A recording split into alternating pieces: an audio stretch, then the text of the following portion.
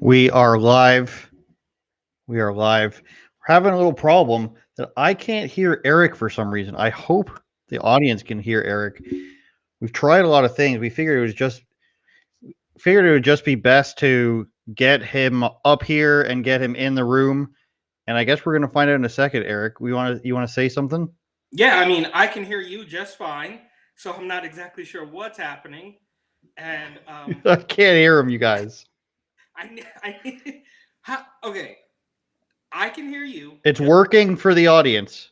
I see now on the screen that's working for the audience. I guess we're just going to be taking turns speaking here, Eric. This is crazy. I'm looking at you. I can see your mouth move. I guess I can listen to the audio feedback after we speak. But this is a new era. Let's try to speak in defined sentences so that I can. Well, you can hear me, so it's fine. But I'll try to wait completely until you're done. Stop. Till you stop talking, and I can. Let's try to open up our own private audio channel here. While we're doing this, bear with us, people. This is hilarious, if not sad. But Eric, while I set this up, do you want to talk about what you were saying? You're telling me earlier about Kamala Harris and how she sort of flip flopped on the whole border thing. We've seen her laugh. We've seen her say, "Oh, I don't think I'm going to be there anytime soon."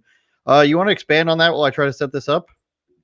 certainly. So Kamala or Kamaltel, as I like to call her, you can't hear me. This is crazy, but so Joe Biden, of course, also I like to call him Bo Jiden. Neither here nor there. He tried to pass the border crisis buck onto Kamala, saying that she was going to be the point person. All right. Now, she naturally cackled and said that, oh, I'm not going today, you know, just laughed it off like it's unimportant.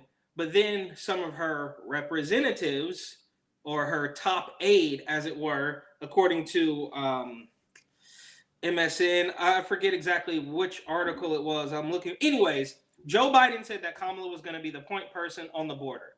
Only 48 hours later, 2 or 3 days later, Kamala's top aide said that, oh, she's not the point person to the border.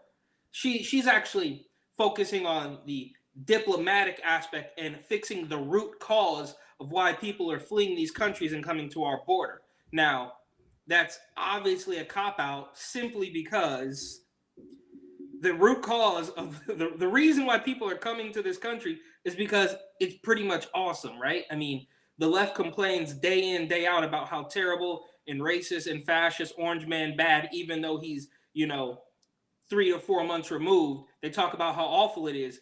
Meanwhile, thousands of people, if not millions at this point, show up at our border wanting everything that we have. So it doesn't make sense, right? I mean, the hypocrisy is so glaring, but that is not surprising. It's been like that for many years now. They want you to show proof of paperwork to get into a movie theater or a Knicks game. Meanwhile, there's literally thousands of people at the border, tested, untested. And I'm not one of these guys who cares about the virus. I don't really care. That isn't the point. The point is the Biden administration has created this problem. This is, and it's not even a problem for them. That's why they won't go. That's why they don't want to talk about it, because it is not a problem for them. If they go, they will be admitting that it's a problem, but it's actually a feature. That's how it was designed, so that they can bring in more voters and just cause more chaos and cause more problems that they will then later be able to say that they solved. Okay. You want to look? You want to see if you can connect to that other audio on there? Assuming the audience can still hear me. See, the problem is your video is now gone on here. Your video has now gone to the other thing, Eric. So you need to. Can you hear me? I can hear you, yes. Okay, so now your audio has gone to the other thing. So what should we do?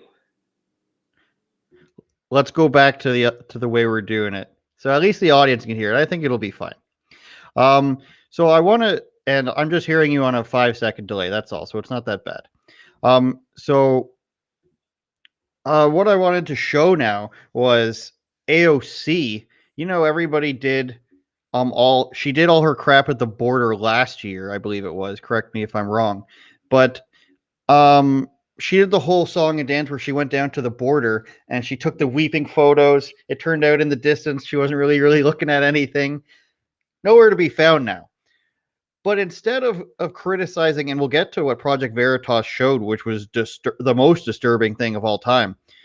The stuff that we went over last week, I believe, with the people you said they looked like burritos, I think.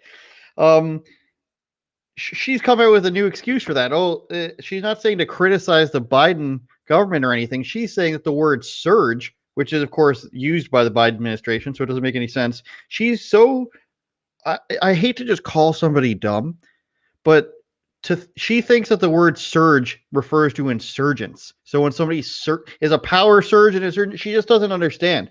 And she has this one-track mind, one side of the story, where she says, these are just children going to the border, Eric. They're just children. They don't know any better. As if that's all it is. It's all it is just innocent children going to the border. They're not being trafficked. There's not drug dealers. So I want to play this video from her, and then we'll come back and let's get your reaction right away. So often people want to say, why aren't you talking about the border crisis? Or why aren't you talking about it in this way? Well, we're talking about it. They just don't like how we're talking about it. Because it's not a border crisis. It's an imperialism crisis. It's a climate crisis. It's a trade crisis. This is not a surge. These are children. And they are not insurgents. And we are not being invaded. Which, by the way, is a white supremacist idea, philosophy. White supremacist idea. Thought, Eric? I mean, the mental gymnastics is just through the roof, right? And to your point, she is using the word surge as part of the word insurgent. So she doesn't know what she's talking about. But it's mind-boggling. And if you recall, we spoke about last week, is that they were trying to sprinkle the climate change, global warming issue into this. I mean, they were talking about, they're fleeing hurricanes and natural disasters, and none of that makes sense. But her mental gymnastics with this, talking about the word surge, even though Biden has used it, is completely, I mean, it's absolutely insane. And like I said, this is a feature of their policies. Look, AOC, as much as I can't stand her, as much as I can't stand Joe Biden or Kamala Harris, I don't believe that they're actually stupid. I think this is more manipulative and evil than anything else. This isn't like, we didn't know it was going to happen like that. They knew exactly what was going to happen. They know that they're producing they're trying to produce Democratic voters. They're trying to produce a problem that they can solve. And on top of that, they just have to be contradictory to Donald Trump. I mean, that's really it. It is truly like delusional, right? I mean, Donald Trump, the classic example, right? Donald Trump could cure cancer and they would say, why didn't you do it last week? And for the record, I don't know if people remember, Joe Biden did claim a while ago, a long time ago, that he would cure cancer if he were elected president. And that was even before the virus was a thing. So obviously he doesn't have to answer for that now because we have the virus, and he's going backwards on the mask and begging governors to reinstate this mask mandate, which is, again, insane. It's absolutely insane when you see thousands of people sleeping under bridges and crammed into these little facilities, and they're flying them all around the country, sending them to, DC or Connecticut or wherever they're going, and telling you that you still have to wear a mask, and that private businesses should still force you to wear a mask, and private businesses should force you to show paperwork to use their facilities or take advantage of their services, or just, it's mind-boggling. And I have to think, again, like I said last week, that this must be waking up some people. And I saw even Now This News, I believe it was reposting AOC's little rant there, and they said she perfectly explains the situation at the border. And you could go through thousands of comments, and even the lefties in the comments there are like, this doesn't add up. So maybe this is waking some people up. Well, first of all, I feel like we're on 1950s television. I've got to wait for the delay to stop, but I got all of that. Don't worry, everybody. So I am listening. So No, you're exactly right. The mental gymnastics that they have to make, you would hope that people are waking up from I don't know how, again, I think every week we talk about how people can't see the bias anymore. So I want to play the Project Veritas stuff here. We can talk about it.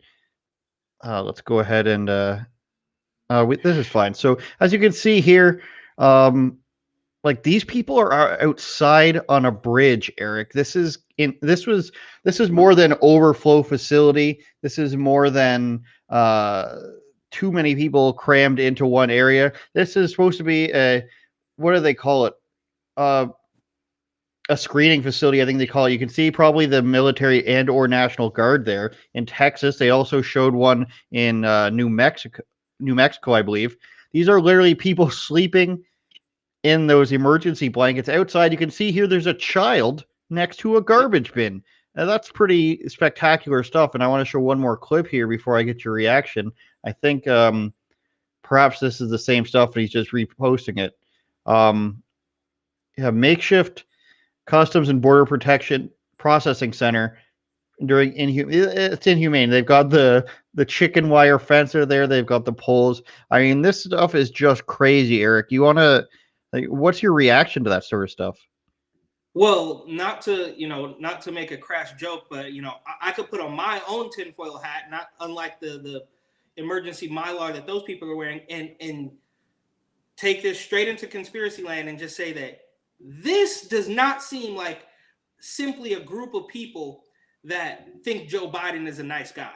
You're telling me that all those thousands of people were like, and whatever they're saying, they walked through 3 countries and all sorts of wild scenarios, walking thousands of miles, swimming through rivers and stuff, all because Joe Biden is a nice guy? I guess that's possible, but this to me seems a little more sinister, like the surge, the caravans we saw, I believe it was in late 2018, where they were, hundreds of people, hanging onto a truck and driving through countries. I mean, somebody is funding this. Now, I don't have proof of that. I can't, I totally can't back that up with any facts. But are we really to believe that all of those people just came up because they think that Joe Biden is a nice guy? I'd be willing to bet that they mostly don't even speak English. So they're getting some sort of Spanish language fake news, and they all just saw that and was like, yeah, we're going to walk clear across the country to the border. Or somebody or something or some sort of cabal, as it were, behind this fiasco, in order to, I don't know, there could be a couple of reasons why they would want this. Obviously to create this permanent underclass of people that they will always have control of, or cheap labor, stuff like that. But I'm just a little surprised that this is all organic. That's just me personally. I could obviously be wrong. Yeah, and even though there isn't direct proof, I think the way that it usually works is that obviously they get picked up at points, and when you go they saw that they did this a couple of years ago when they wanted to prove Trump wrong about this one of the caravans, and they would go and there'd clearly be all these people waiting at a point.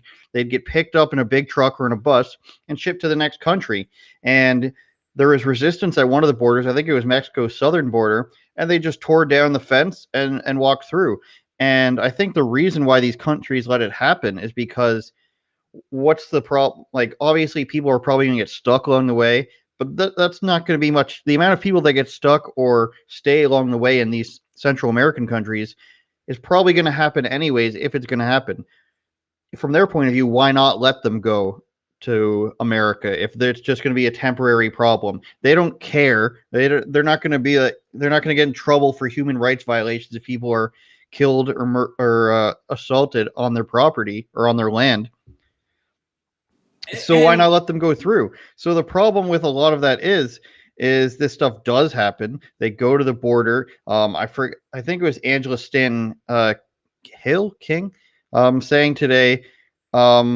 She was retweeting a video of a guy who was saying that there was a girl, and this is coming from the Border Patrol's mouth, that there was a young girl who was gang raped, and and she was lost her voice during that, and she was like under 10 years old, and they were blaming this on Biden and blaming this on him encouraging people to come to the country. And to an extent, I understand that point of view, but that could have been used against Trump. I feel like people would say, "Oh, Trump's turning people away at the border, so he's killing them." So either way, people are going to do horrible things, and I don't approve of Biden encouraging people to come when it just ends up in an overflow. And for politics, they don't want to admit that they did something wrong, Eric. But at the same time, I don't think you can be like Joe Biden's responsible for somebody else's terrible behavior. Just in the same way, I don't think you can say that the American government is responsible for these other countries not enforcing their border. They should be. It's their fault they're not enforcing the border. If this didn't if they enforced their borders, this wouldn't happen. But to your point, if the president of the United States is saying, "Hey, let these people through, and we'll continue our $700 million payments," which is something I was talking to Maggie Vandenberg about the other day. If we're going to give you $700 million, then they're probably going to do whatever you tell them to do. Am I wrong? You're not wrong. And just on a more basic level, though, outside of that, okay, I don't know what it's like where you are, right? But here in the United States, I have to come up with 2 years of tax returns, photo ID, social security card, bank statements, all sorts of things to rent an apartment. So what are these people supposed to do when they hop over the fence and they're in these holding facilities, catch and release, and apparently they're not even giving them court dates, which we assume that most of them aren't going to show up for 90 days down the road, or 5 or 6 months down the road.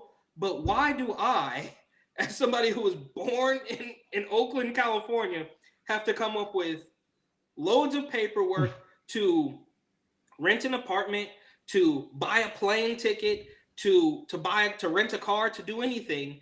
I mean, realistically, what are they expecting these people to do when they get in the country? They all already have family members here? Are they all gonna get passports, get IDs? Are they gonna have employment history so that they can rent apartments? Are they gonna have a perfect credit score so that they can get a mortgage to buy a house? I mean, you can't. How do you follow this to its logical conclusion? And then there's the last little thing about how Joe Biden is such a nice, caring man, right? And he's, we can't send these people back through we can't send these children. So, and there's also been a lot of flip-flopping on that, as far as I understand. He's saying, well, most of these people are getting sent back, but if they're kids, they're going to be let in, which is a whole nother level of creepy, by the way. And then you have a whole bunch of people who are lying about their age. But also, why do they make it seem like it's so outrageous that somebody be sent back? I mean, if I had it my way, I mean, think about it. If somebody this is the most base level analogy, but if somebody you don't know comes knocking at your door, are you going to meet, like, if you don't know them and they can come knock on your door and say, "Oh, I want to eat dinner with you," you're obviously not going to be like, "Yeah, okay, no problem." I mean, maybe you're going to be nice to them. Maybe they have a story. But is it really going to be hard for you to say, "No, go away"? So I'm not understanding that. Maybe that's a little bit harsh, but that's just my thoughts. Is A, they won't be able to get paperwork. They won't be able to find a place to live. They won't be, I mean, you need an ID to get a job, but you don't need an ID to get in the country. I mean, the hypocrisy is so thick.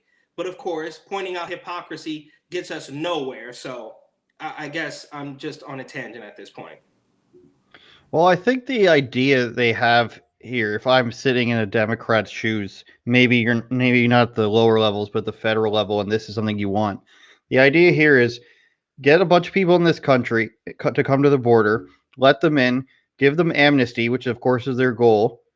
Those people we're now those people's heroes. We can have them they're having low wage jobs, or they're on welfare, and to be perfectly clear, I don't care where these people come from. It's just not right that no matter if they're Swedish or African or South American, it's not right to come and just be on welfare and benefit from a system you have never paid into. But I would imagine that's the idea: is you get them in here, they're either working low wage jobs or they're on social services, which is not ideal, not fair to the people there, but that's the reality of it.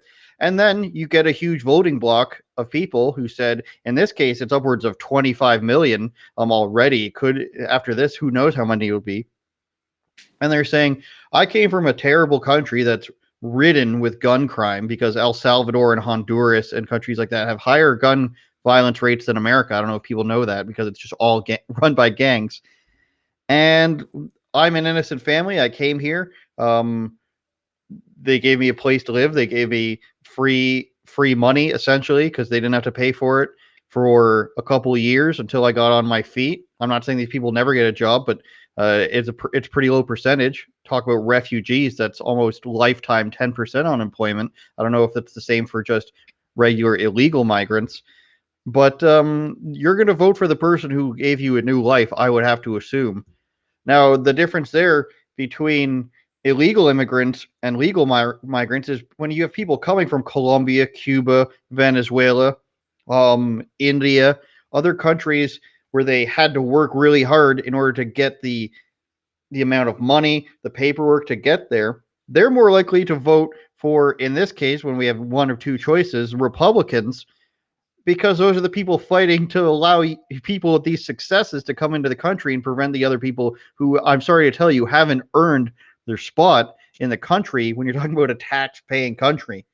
I mean, in Europe, when they come from Northeast Africa or the Middle East, there's a reason they bypass the United Arab Emirates, very rich country. Saudi Arabia doesn't pull them in. They don't stop at Hungary and Poland. They don't want them. They go all the way to the Swedens. They go all the way to the Finlands. They go all the way to England and France and Germany because they've offered them all this free stuff. Now, I believe the UN rules for refugees are go to the next adjacent country that participates in the program, which is a ton of countries. And those people who are the host country is supposed to let these people in. But it's way easier for them, like I said, to just say, come on through. See you in Sweden so you can, I don't know. This is painting a broad brush, but firebomb a police station. I'm coming off the screen after I said that. What do you think? Well, okay, honestly, I want to get off the border topic and we can move on to the next thing. But even the idea that we're talking about illegal immigrants voting is already insane, right? Like they're saying that they're letting all these people into our country to, create another entire like huge voting block of people is insane, right? I mean, isn't that one of the basic rights of, being lucky enough to have been born in America, and now you can come from anywhere? I mean, again, not to use the most basic, stupid analogies, but if I go to your house and start rearranging your furniture and start telling you that you need to change your decorations, that doesn't make sense.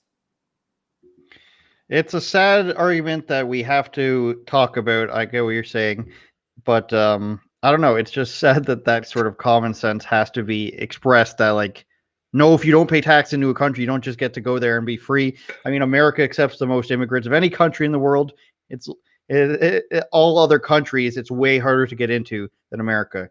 Transitioning, you mentioned you were from Oakland, and Tucker Carlson did a piece on Oakland paying people based on their race. Now, I have read since I think this came out yesterday, but I've read today that a suburb or a certain area of Chicago is now doing the same thing. So let's play this Tucker Carlson clip, and we'll set you up since it's your hometown. So in a normal country, in a normal time, this would be a huge story. This would be front page of every paper in the country. The city of Oakland, California, across the bay from San Francisco, has just announced a plan to give $500 a month to families who make under $59,000 a year. Okay. There's only one criterion. They have to have the correct skin color. Certain people are ineligible because of how they were born. That's obviously racist craziness. But the mayor of Oakland, Libby Schaaf, says it's very important because it will, quote, close the racial wealth gap. Today, Oakland, California launches one of the largest guaranteed income demonstrations to date in the nation. 600 Oakland families will receive $500 a month for 18 months. Our vision is an Oakland that has closed the racial wealth gap and where all families thrive. So funny what like a terrifying ego trip a lot of these small town politicians are on. Whenever you go to an airport anywhere, all of a sudden the mayor announces over the loudspeaker, "I'm the mayor." There's Libby Schaaf doing her star turn for her weird racist program that no one's talking about, but people should be because it's important. Jason Rance is a Seattle radio host. All right, I don't think we need Jason Rance, whoever he is, but that's $9,000, Eric, based on your race. You would be getting that money if you didn't make a certain income if you lived there. Being black, how do you feel about this? Does this make any sense? Do you agree with it at all? Is there an argument for it? No, it doesn't make any sense. I mean, I don't even know where to begin with this woman. First of all, I don't know if you know anything about her from the past. I mean, she has been targeted by the far left. So she's already pandering to people that don't like her, right? So that's the first thing. They wanted, I think this was back when the defund the police first started. It may even been earlier where a mob targeted her house. Wake up, Libby. They vandalized her whole place. So again, she's targeting people that already don't like her. She is more famous, as I understand it, or I think before this, her claim to fame was tipping off the Oakland illegals when ICE was coming. So, and I know them well. I mean, not to be rude, but I remember there was a couple of Home Depots in Oakland where, and I never, I never hired any of these guys for work, but you could see a whole group of people hanging outside the Home Depot, just waiting for work and whatever. You could appreciate these guys' hustle. But her original claim to fame before this was tipping off illegals when ICE was coming. And more recently, they've had an issue with abandoned cars, which goes hand in hand with the sideshow issue that they've also had. And that's been going on for years, where people block off intersections and spin their cars in circles until either somebody gets hit by a car gets hit by a car, or shots ring out. So there is a litany of things that need to be taken care of before they start handing out cash based on race. And on top of that, my mother actually was she worked for the Fremont Unified School District, which is about 30 minutes south of Oakland. But when I was growing up, I remember being young and her telling me that I'm not going, because I went to private school. She's like, I'm not putting you in an Oakland public school, because her as a teacher knew how bad the schools were then. And I can only imagine they haven't gotten any better. And on top of all that, right across the bridge. So when I grew up and when I got to college, I moved just across the bridge to go to go to college in San Francisco. And I mean, obviously, they're famous for the poop problem, the needles, the injection sites, all that stuff. That mayor, London Breed, is giving away $1,000 a month to artists, like actual artists, I guess painters, sculptors, whatever, of color, right? So this is also based on race. And the fact that they're doing this based on race, I can't see why people aren't genuinely insulted by that. But on top of all that, London Breed is completely corrupt. Now, Libby Schaaf, she's just stupid, ditzy puppet. London Breed is pure corruption, right? And that goes back a long time. I mean, Ed Lee was tied up with some Chinatown gangsters. I don't want to get too deep into the Bay Area stuff that people may not know about, but London Breed, and I've been screaming about this for years, I wish it would get more news coverage. She took a gift of about nearly $6,000 from a man named Mohammed Nuru, who was the head of the Department of Public Works, the man who was supposed to be cleaning up the tents, the homeless people, the poop, the needles. That was his job. She took a gift of nearly $6,000 from him to get her car fixed, even though she's the highest paid mayor in the country. And that head of the Department of Public Works was charged by the federal government, by the FBI. Imagine how bad you have to be in a leftist city and get charged by the FBI, because as we both know, the FBI is a tool of the corrupt left. So this guy gets busted taking bribes. The current mayor of San Francisco gets busted taking gifts from him, saying she needed money to fix her car, even though she's the highest paid mayor in the country. And she's giving away free money to artists of color, while right across the bridge, Livy Schaff is also giving money based on race. And you could go there. You could go to Oakland. Under the freeway in Oakland looks like that Project Veritas video, except they're tents. I mean, these are, it's mind-bogglingly bottling. I don't know. It's incredibly sad to see what's happening in both of those cities that I know very well. And even if this did make sense, that money is not going to be enough to change people's lives. And last thing here is, I am not even convinced that it's real. Could one of us go to Oakland, California and find a family that was actually a recipient of that money? Maybe they'll prop up one family that says, we gave them the money and look, now their life is all better. Maybe they'll do that, but that would all be a game. I think this is, again, tinfoil hat. I think this is some weird money laundering scheme. This is a super virtue signal. And I've been ranting on this for far too long, simply because it does hit home for me, because that is literally where I was born and raised, and it's absolutely infuriating. So to answer your question, it does not make sense. Yeah, I'm not sure. Maybe that's a project for you to go do. Go interview some of the people. Is it worth it? I mean, what do they say? $500 for 18 months, $9,000. Is that life-changing? I mean, for some people it might be, but again, when you're doing this what do? They calculate the statistics of I guess maybe every 18 months they're claiming that white people make $9,000 more. How about taking the money, which you'd have to assume is a couple $100 million at least, and you open a store or you open a business and you give people jobs that won't just last 18 months. Because when you give people welfare, I mean, I think you can look in any city in North America and look at the places where there's welfare, and it's not going to be what this utopia that you hope it's going to be, where everybody's like, well, I'm just going to use this to get myself back on my 2 feet and everything, and I'm going to move forward. It becomes a cycle, just like it does. I mean, America's obviously way more prevalent for this because of how much, like, the Dixiecrats and the Democrats of the pre-civil rights era tried to set this up. And of course, the projects and everything, which was just pretty much a setup. Nobody's denying that stuff.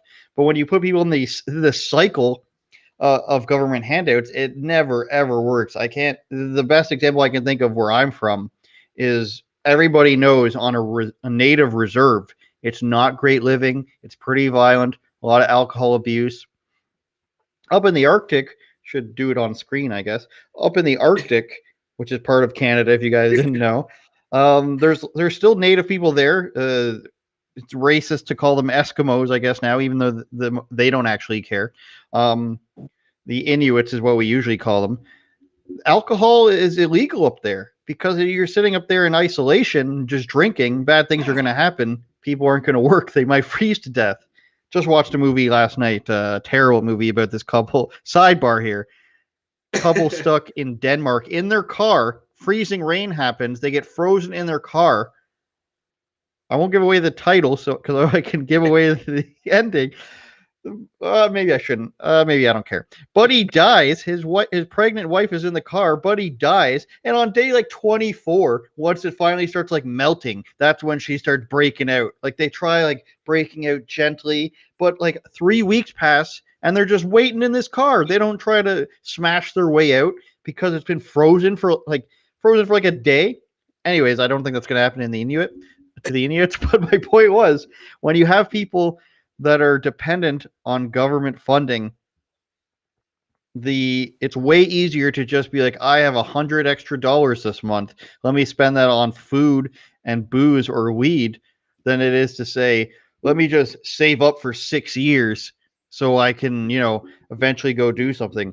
Now, the Ben Shapiro has famously talked about the ladder of opportunity, jumping between tax brackets, which apparently in America it's the easiest place to do it. I would have to believe they're at least in the top 10. And he leaves himself as an example. And the income inequality does go away when people do the things. And I'm not even, and this doesn't even mean I'm an advocate for religion or saving yourself for marriage or anything. But according to statistics, if you don't have kids until you're married, you have a full-time job, and I forget what the third one is. It might be not have any outstanding debts. Then you have a very good shot of making it in America. And obviously taxes are pretty high right now. It depends on your government, but as early as 5 years ago, before we started getting into like this carbon tax mess and this massive debt mess, a single person, like, I'll give an example. When I was in the army, people who had families would complain that their check wasn't enough at where they were as a private. And I was sitting there living on the base, which was like $55 a month for your rent. And it wasn't much money that you actually got paid, but for a single person working full time, that's a good starting block. For a single person working full time, if you're a kid who works at home, you can save a lot of money, and then from there you get experience. From there you get maybe a promotion at your job. Sitting at home and doing nothing and getting no experience and getting $900 a month or $500 a month isn't going to help you in the long run, I don't think, Eric. So final thoughts on that, and then we can move on to what I'm calling the Super Sweet 16 video you sent me earlier. Okay, so really quick, based on that, is that I've only been in South Dakota for a short time, in the grand scheme, and I've heard some pretty similar things about like the native population or the reservations, like they have their land, and it's basically government funded. And I haven't researched it myself, I cannot confirm, but just from the locals, the people that I worked with and some of the, my new South Dakota friends have told me that, yeah, things aren't great. They're completely not completely, but they get these subsidies or whatever, and it's not good. There's a lot of booze. It's kind of like a lawless area. And then the second thing, just back to Oakland really quick, is that obviously we know that these mayors and notoriously Governor Newsom, who is now, being threatened with recall or whatever, I don't think anything's going to happen to him because, Aunt Nancy's going to take care of it. But, right, they killed these businesses. They killed a ton of businesses through the virus in order to keep you safe. And now they're claiming that this little $900 or $500 or whatever is going to save you. And the last thing about Oakland, and this happened only a couple months before I left Oakland to move to New York, to move to Brooklyn, is that you hear this, people talk about how bad Oakland was, and East Oakland specifically, West Oakland, which is just on the other side of the bridge, not so bad, very hip, Williamsburg vibes, which when I was growing up, it was awful. But as time went by, it became like a hipster area, West Oakland. But if we're talking about East Oakland, it's absolutely disgusting. People complain, gunshots, sideshows, robberies, all sorts of things, right? People say, oh, we really got to clean up the neighborhood. So what happens? A Starbucks comes in, and then people complain about gentrification.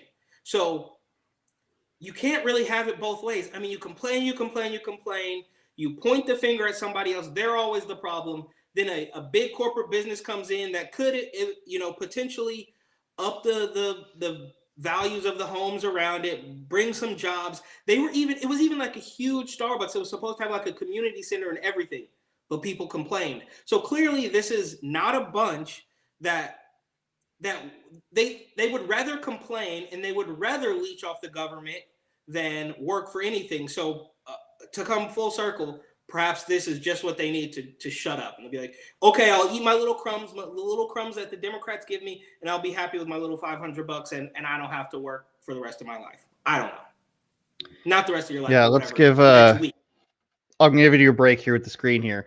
But I have a hard time believing that this has worked out anywhere. I have a hard time believing, like you mentioned, that there isn't some other plan behind this, or if they're even going to get the money. I do remember the mayor there, calling people ahead of time when there's supposed to be ice raids. That was unfortunately happening in a lot of different places. Now, that's interesting. Maybe we should do an Oakland episode. We did a New York episode. Maybe we should do an Oakland episode. You tell me all about the Raiders leaving and breaking your heart and stuff like that. And the Warriors leaving. It's a lot of Oakland. It's very interesting to me to learn about this stuff because, like being from Canada, spoiler alert, everybody. You hear about all these cities, and American cities and movies are very like they take deep dives into cities and movies. So like obviously I have my image in my mind about New York. I've been to Chicago, so I know a bit about how it is there. It does suck in certain ways. The downtown core is nice, but Oakland, my experience is that, of course, sports and movies, Ice Cube, stuff like that. So it's very interesting to me to hear about the inner workings of these cities that are basically like if I didn't know they didn't exist, I wouldn't know. That's not a flat Earth thing. That's just me never having been there. So, something else we wanted to get to was this crazy video. I don't know why I got it uploaded here. So it's celebrating. Correct me if I'm wrong, Eric. It's celebrating like somebody's name change, a trans kid for their 18th birthday or something like that. I don't know. Let's just play it and then we'll get your reaction.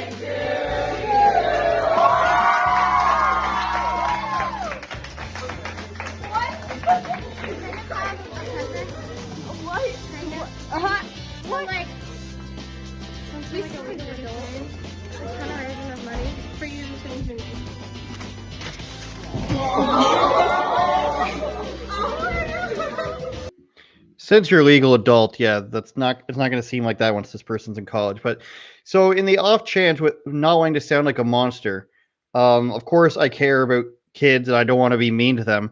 But the statistics, the realistic statistics that this person is actually transgendered is like over 99.9%. This is a thing where it's become, really, really cool, and it's something your friends can talk about and somebody can congratulate you. It's like finding out that you're 1024th Native American. All of a sudden, oh, I've got all this stuff I can say about my past. It's like when I researched 2 weeks ago about how my family's been in our country for like 300 years, all of a sudden something to brag about. But that actually happened. So the idea that we're like, because this is happening all across the country. I'm sorry, it's not the same as being gay. It's just not. And there is a debate that Slightly Offensive has been having these debates. His friend John Doyle there is on it, and they've had one with Blair White. They had one with Bryson and two other people that I've never heard of. I liked the I don't know, he was Hispanic of some kind, South American maybe. He said he came from a very communist country, so maybe he's Venezuelan or Cuban, gay guy. I liked a lot of what he had to say. My point was that they're just having these debates, and something that people can't seem to accept is transgenderism. It's not the same as being gay. You can't say that. This is what the one person said in this episode. I don't remember the name, but they said calling a person their former name, the dead naming, as Twitter will have you believe is a vast crime that everybody agrees with, is the same as being called the N-word. So that's just as harsh. And Bryson says no, and then John Doyle says you can't compare the plight of the transgender to the plight of a former slave. So what's your overall thoughts on this? Did you have something else in mind when you sent this to me? Well, it's just so mind-boggling, right? Because first of all, this is exactly what they want, right? They want this special treatment. They want everybody to bow down and bend the knee to them. I mean, like I mentioned it on my stream with Seth from Venice Beach Dub Club the other day, is that they are in this class, this protected class, to where you cannot, basically, if you're a transgender, you could do anything. You could go rob a bank and there's no consequences. And this is kind of the analogy I used at the beginning of this virus. I'm like, okay, so you were literally going to tell me that it is easier for me to identify as a woman, demand that you call me Erica, but I can't identify as healthy and take the mask off? It doesn't make sense. But this is exactly what they want. They want people to bend the knee, throw a party for them, confirm their delusions, and it's absolute insanity. I mean, this kid is 17 years old. Oh, 300. Now, okay, look, when I was 17 years old, I did have a whole bunch of Air Jordans. I don't even know how I paid for them. My parents paid for that shit. I don't know. Anyways, it's not a lot of, it's just this weird form of indoctrination. Like, if you read some of the comments and even the caption on it is like, if this doesn't bring a tear to your eye, I don't know what does. And it's like, wait, what? Why are you trying to convince me that capitulating to the clearly trending delusions of a child is the right thing to do? And I truly do believe that this happened fairly quickly, right? Even when I was in college, and I don't want to, date myself here, but I'm old. And even when I was in college, you didn't see this. You had, drag queens and performance and all sorts of stuff. Keep in mind, I went to college in San Francisco, and we weren't talking about transgenders and little kids and stuff. So in the span of like 6 to 8 years, this has gone from 0 to 100 really quickly. And a brief note on, I didn't watch the maybe I'll watch it after this, but the debates, I've been seeing them go around. I think they were adding up to like 2 hours, so I didn't watch them. But look, me personally, might be controversial. Me personally, you can't get to me with any stupid words, right? So obviously the plight of a slave or the descendant of slaves is clearly not the same as somebody who just, oh, I'm a woman today, and you have to own that, right? These are factual things, right? Like if you could trace your bloodline and your great grandma has a story or something like that, it's completely different from a 17-year-old kid who has been indoctrinated by Hollywood and mainstream culture that they're now a woman. And so when you dead name them, it has any likening to the N-word for Black people is absolutely insane. And I'm surprised that the people on the left there, I mean, I shouldn't be surprised because their mental gymnastics always go through the roof. And again, this is coming from a man who is not offended by any words. So you can call me anything, but I can still see that the N-word is not the same as calling, a boy who thinks he's a girl the name that his parents named him. So the thing that gets me the most, though, is that in this story, that is showing exactly what they want. They want you to throw a party for them, bow at their feet, give them money, give them everything because they are deserving of the world simply because they're delusional. Well, the statistics that I was hearing in that very same episode I was referring to was that, and this is secondhand. I don't know if John Doyle does. He says he seems like a smart guy. I've never actually watched his content other than what I've seen of him on Slightly Offensive, but he says that if you look at the numbers of how many people are transitioning or how many people identify as transgender or LGBT as a whole, I don't like to group T in there, by the way, just for the record, is that as you look at the years, let me make sure I'm on screen here. As you look at the years, it still trends the same for people that are aged, 40, 50, 60. The same amount of people coming out, showing their, it's like a wave, who are coming out as that, it has stayed the same. But where they see a sharp increase is in people who are teenagers and young people. And now it's gotten to the point, again, secondhand statistics, could be wrong. I'll throw it out that I could be wrong. That some or upwards of it was like 16% or something of kids are identifying as like not within male or female. And I believe the real number is less than 3%. The last time I checked, before we got a little crazy in the world, I believe the number was 3% of everything from transgender to gay. Now, again, I have to reiterate, it's just not the same thing. In nature, you might have 100 frogs. One of them is going to be gay. You do have seahorses changing gender. You do have frogs changing gender, but that's not because they made a conscious decision that they are actually that gender on the inside. This is biology working. If for some reason people just started changing genders and people were studying this and would be like, holy shit, this happens, I'm pretty sure it'd be a lot different. But that's not the same. And then, like you said, and especially in San Francisco, if that's how much things have changed, that's pretty shocking. And it wasn't like this. And it's not the idea. I mean, we've lived it. It's not the idea that it's become more acceptable. People never used to care. They think it was weird, but they never used to really care. It's not the idea that it's more accepted. It's the idea that it's pushed. If it was just naturally more accepted, I don't think there'd be pushback. Like I said, like people have naturally accepted homosexuality, and I've never been in a position where I didn't accept it. And kids will now be in a position that they've always heard of transgender being accepted. But this was pushed on us in our lifetime. I don't think anyone can reasonably say that it wasn't forcibly pushed through the media, through things that politicians have promoted. An example of that, transgender in the military. Trump doesn't want transgenders in the military. Why? He's a hateful person.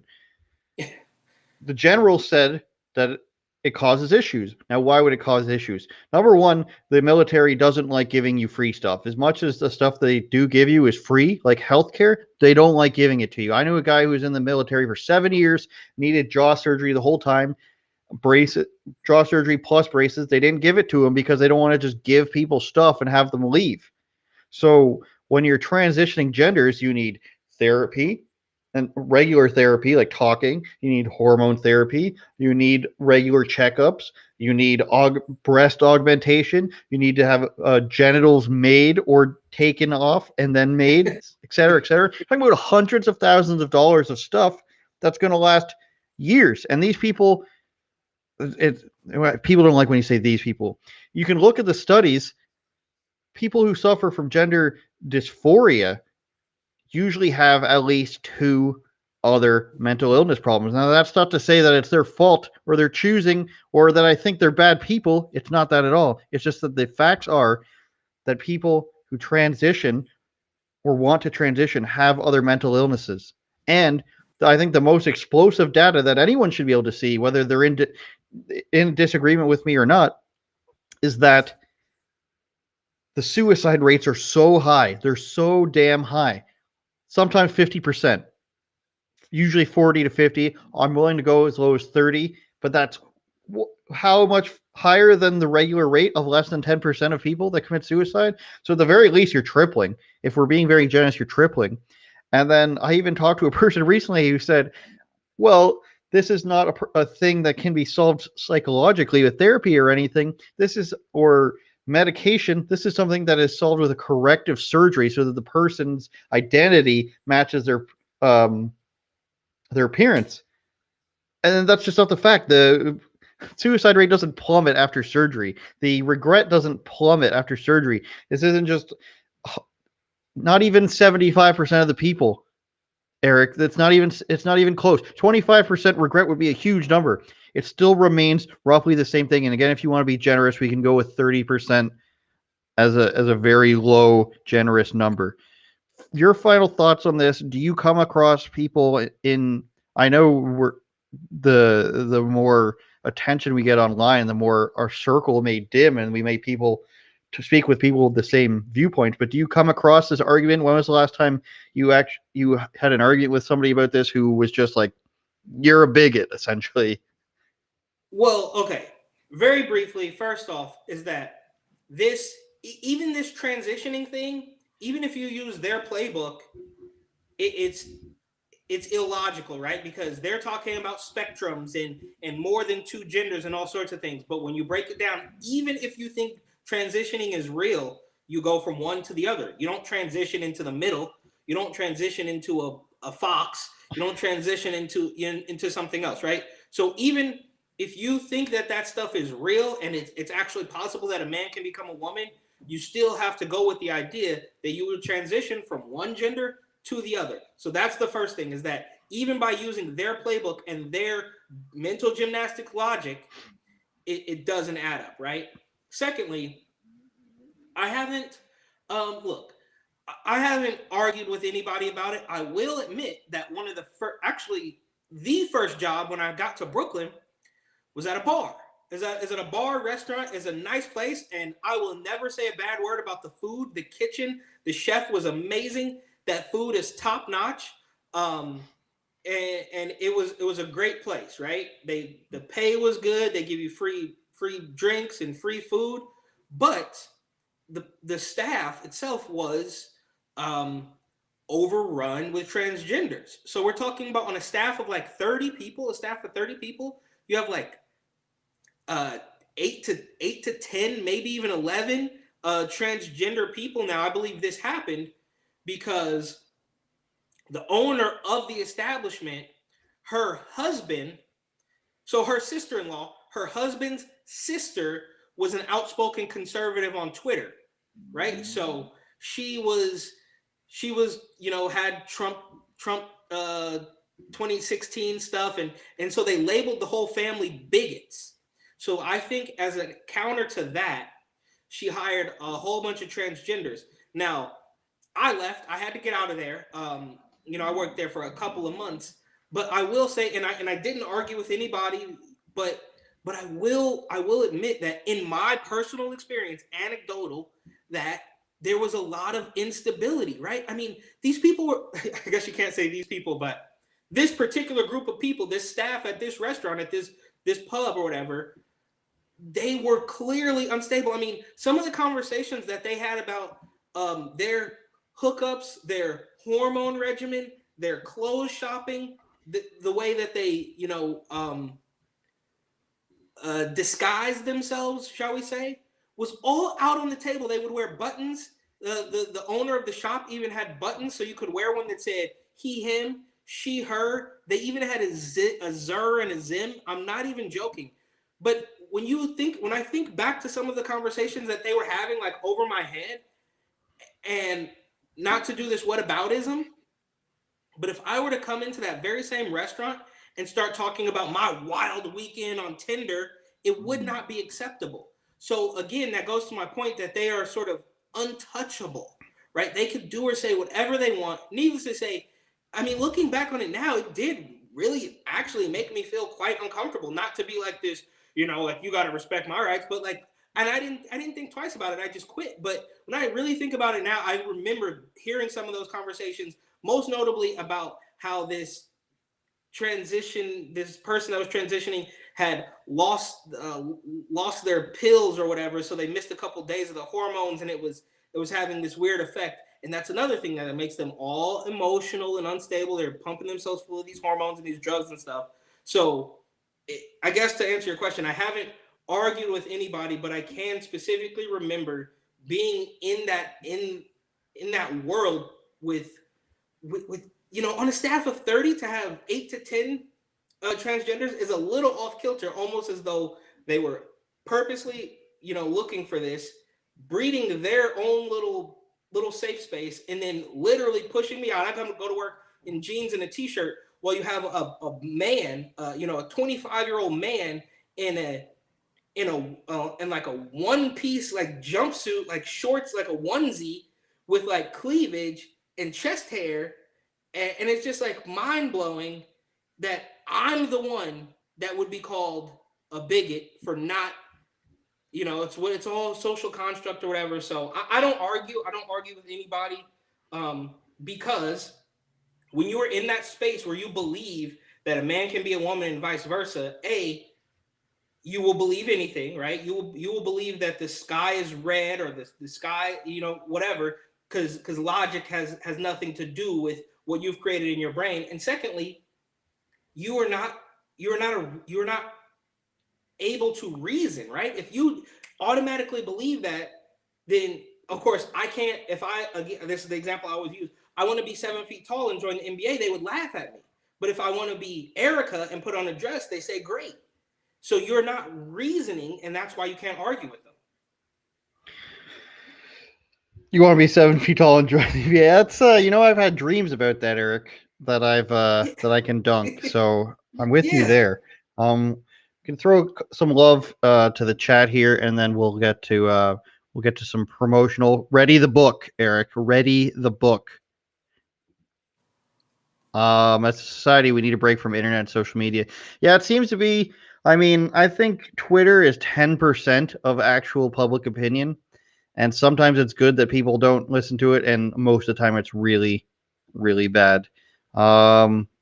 100. All right. T.gh 100. Oh, all of a sudden we're getting super chat, people. Super chat seems good.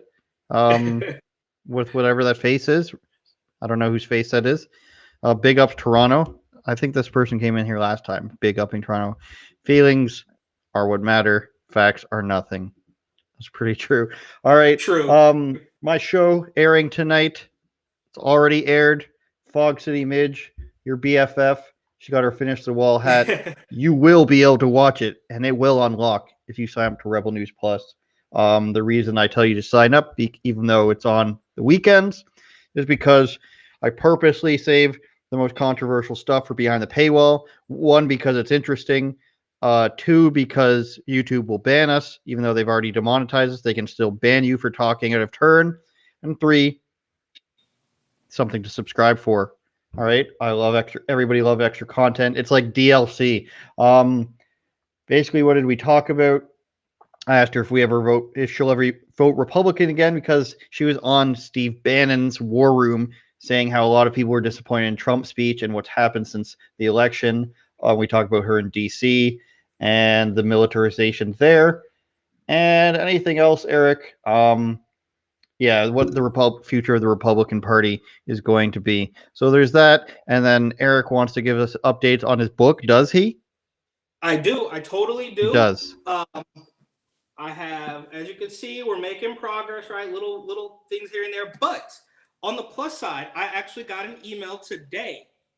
The issues have been resolved. I don't want to go too much into detail, but I got an email today from the publishing company saying that some of the issues, some of the things that I was taking issue with on the interior of the book have been resolved. So we are getting scary close to the release of this thing.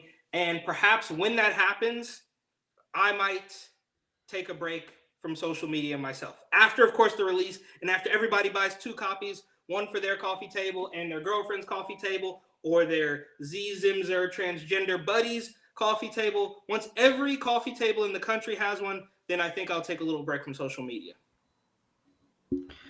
Coffee table book on coffee tables, I think, is the summary of what we're looking for there. All right, I think we can one more video, Eric. I'm dropping this one on you because I was watching it before we failed to set up here. I promise we won't let that happen again, people. I mean, it's really weird what's going on. You guys can hear him. I can't hear him. The audio is there. It says it's there. It's just that, I think, what website is IO from? That's what Restream does it for. IO country code. Let's see where that comes up from. I'm pretty sure it's like Virgin Islands. British Ocean Territory. Indian Ocean Territory. So maybe we get some Bitcoin out of there. Okay, so this is something that Joe Biden's famous for, saying the quiet part loud and the loud part quiet. I'm not exactly sure. It's a doctor on your favorite guy, Chris Cuomo's show, and I don't think I've heard anyone be this sickeningly honest about everything. Actually, I'm not sure if we can play it because we didn't have the warning. How about we just play the warning and then we play? Yeah, okay? I mean, let's do it. Let's do it. I'm anxious to see it now. Well, I mean, 10-second delay. Far. Okay, let's do it. You said. Warning: the following communications are not authorized. Please disable your signals and report to your local re-education center immediately. Immediate reprimand and capital punishment. Sad times we're living in. Here's the video. That the vaccine is the ticket back to pre-pandemic life. And the window to do that is really narrowing. I mean, you were mentioning, Chris, about how all these states are reopening. They're reopening at 100%. And we have a very narrow window to tie reopening policy to vaccination status. Because otherwise, if everything is reopened, then what's the carrot going to be? How are we going to incentivize people to actually get the vaccine? So that's why I think the CDC and the Biden administration needs to come out a lot bolder and say, if you're vaccinated, you can do all these things. Here are all these freedoms that you have. Because otherwise, people are going to go out and enjoy these freedoms anyway. Now, that's pretty shocking to me, Eric. Literally calling it, dangling a carrot in front of people or else they're going to have freedoms. They're going to be able to do what they want. And now is the time to legislate freedoms based on vaccination status. Does this just sound more insane than it actually is, or is it actually that insane? Oh, it's that is more insane than I was even expecting it to be. And it does add up as to why she would say this. I mean, again, tinfoil hat stuff on Fredo Cuomo's show, as Governor Cuomo is the first to enact this passport. Now, of course, it's not, it's not to go to the grocery store. It's not to do, it's just for Madison Square Garden right now. It's just to go down to a Broadway show or something and participating businesses. But to your point, yes, she is obviously, you know what? I love it. I think this is, I'm hoping that the guy, I watch War Room every morning. I'm hoping that somebody will be able to pick this apart, because that is completely insane. I think we all know by now. I mean, and it does sort of add up with the little theatrical performance that Dr. Walensky, the new head of the CDC, where she pretended that she was going off script, but you could still clearly see that she was reading something, but I digress, and talking about impending doom and how scared she was. And then Joe Biden stands up behind the podium and says, if you let the mask mandate down, put it back. And then to have this lady come out and say this, and I don't know if that clip is from like tonight recently, but it all is adding up. Their house of cards is falling.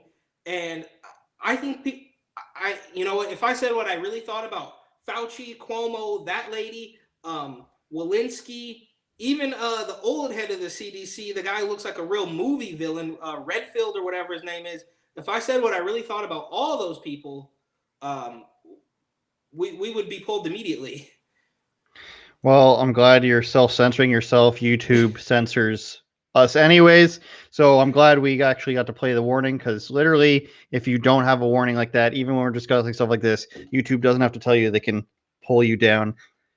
Surely will become demonetized too. And I just want to give a shout out to everybody that's watching, because we've gone from very few people watching, and we've gotten to a point now where I think we're steadily growing. We're getting about 3,000. I'd have to recheck the numbers from last week today.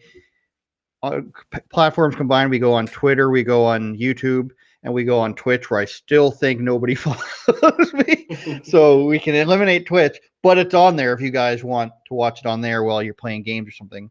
I should be playing games just in the background, I guess, while you talk. But I just want to thank everybody who watches for us. We appreciate it. We appreciate you guys watching. And I want to give the final words to Eric, because sometimes when we were sitting in here a few weeks ago, Eric, and we're just like, I was screwing up. I won't say we, and the screen was frozen, and we were shocked at how many people joined right away. It was amazing. So things are going good.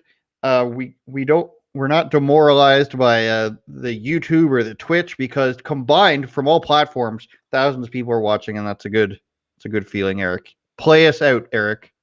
No, that's and then totally, wave at the end, so I know you're done. Yeah, we had a little bit of technical difficulties today, but that is awesome. It looks like we're going in the right direction. I don't really have anything else to say. The book is actually closer than it's ever been. Big shout out. I need to get for I need like a one-time behind the paywall pass so I can see your episode with our favorite Floridian, Fog City Midge. And yeah, that's pretty much it. Always a great time. And hopefully we'll get the glitches worked out for next week. That's pretty much it, man. Thank you. He's not waving, you guys. He forgot the wave. I'm sitting here. I'm wondering if he's going to wave. He's giving me Nixon peace signs. I'm done. All right, thanks, guys. We'll have it figured out next time. We need a young Jamie equivalent, like Joe Rogan.